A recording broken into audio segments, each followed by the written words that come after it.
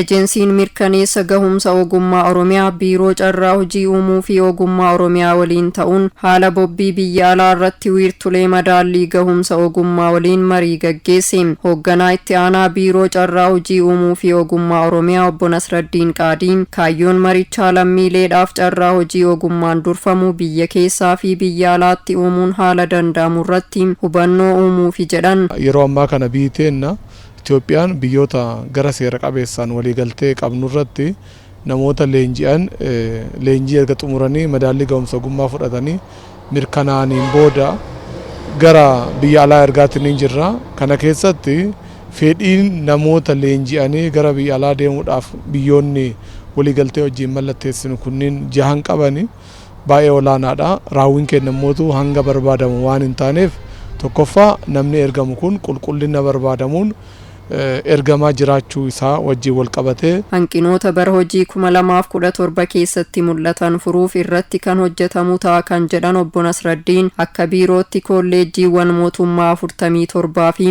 kolleejjiiwwan dhuunfaa 360 ol ta'an waliin marii gaggeessuun leenjii qulqullina qabu akka kennan kan taasifamu ta'uu himaniiru. Hanqinoota bara bajeta 2017 jiran bara bajeta 2018 akka hin dhufne fedhiileen dabalaatiin hin jirru waan ta'eef nuti akka biiroo carraa hojii uumuuf ogummaa Oromiyaatti namoonni leenji'an kolleejjota har'a kan asitti argaman kolleejjii mootummaa 47 kana malees itti aanee kolleejjota dhuunfaa 360 ol ta'an wajjin marii ni gaggeessina waan ta'eef keessattuu dhaabbileen mootummaa kunniin ergama dachaa qabu tokko akka kolleejjii tokkootti leenjii qulqullina qabu kennuu qabanii inni lammaffaa immoo dhaabbilee leenjii dhuunfaa kanallee waan qaama mootummaa ta'aniif deeggaruu qaban waan ta'eef isaan dursinee gahumsuu waan barbaannuufi.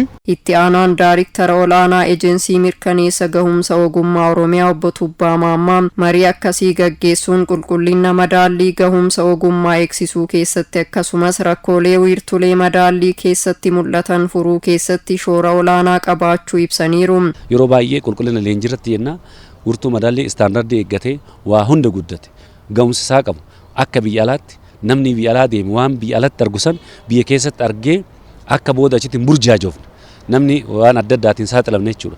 Maaliif afaanota adda addaati afaan Ingiliffaa afaan Abreeffaatiin leenjii gahumsa isaa mirkaneeffatee biyya alallee deeme ummata san bira illee dhaqu afaan illee rakkatu waa hedduullee gahumsa isaa mirkaneeffatee dandeettiillee gahumsa qabaa hojii qulqullinaallee baay'inaallee hojjechuu danda'a. Namni kamiyyuu madaallii madaalamuu danda'a jechuudha. Kana wajjin RPL recognition period learning ogummaa qabdanii gonfantaniin balballi keenya madaaliif qophaa'ummaa waan qabnuuf ogummaa qabdan hunda irrattuyyuu leenjii gaggabaa qofa don ta'e leenjii idilee irrattuyyuu namni kamiyyuu madaalamee gahumsa isaa dandeettii isaa ragaa isaatii fi qabatamaan wal fakkeessee deemuu qaba jechuudha. Hirmaattonni gama isaaniitiin marichi hanqinoota akka mana hojii keenyaatti turan haala ittiin furuu dandeenyu kan nutti agarsiisedha jedhan.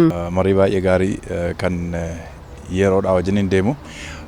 Hojii bara 2017 dhimma leenjii bobbii biyya alaati wajjin wal qabatee akka dhaabbataatti turee fi akka naannootti waliin kan qabnu sana akka biyyaatti sadarkaa bobbii biyya alaa irratti nama hirmaachisuu irraati wajjin wal qabatee waan ture guutummaa isaa kan agarsiisu. Hanqinoota turan immoo akkaataa kamiin leenjisuu furuu dandeenya keessumaa responsibility and accountability wantoota jedhaman akkamittiin exercise gochuu dandeenya.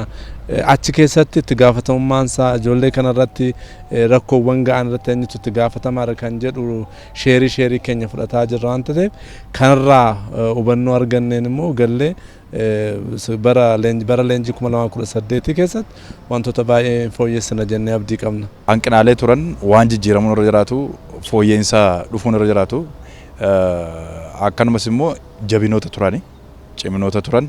Karaa kamiin immoo itti fufuun akka isaan qaban kan agarsiisu garaagarummaa dhaabbileetti ture gara tokkotti akka inni dhufuuf quuqama kan biraa kan uume jedheetiin ilaala. Leenjisuu gahumsaan leenjisee nuti immoo gama kan keenyaan gahumsaan madaallee gara carraa hojii bobbii haa ta'u kan biyya keessaa haa ta'u kan biyya alaatti kan bobba'anu ta'a jechuudha. Sana keessaa garuu qaamoleen leenjii kana fudhatan kunis illee jechuudha qophaa'ummaan jara biraa eegamus kallattii garaagaraatiin dallaalaadhaan sadarkaa garaagaraatiin waan foorjeriidhaan waan garaagaraatiin waan wal qabatu kanarraa sirriitti of eeganii akka mootummaatti haa ta'u akka dhaabbilee dhuunfaatti kan jiran irratti leenjii sirriitti leenji'anii madaallii jaraa immoo gahumsa jaraa mirkaneeffatanii yoo gara hojii sanaatti hirmaatan kan jedhu jajjabeessinaa jechuudha.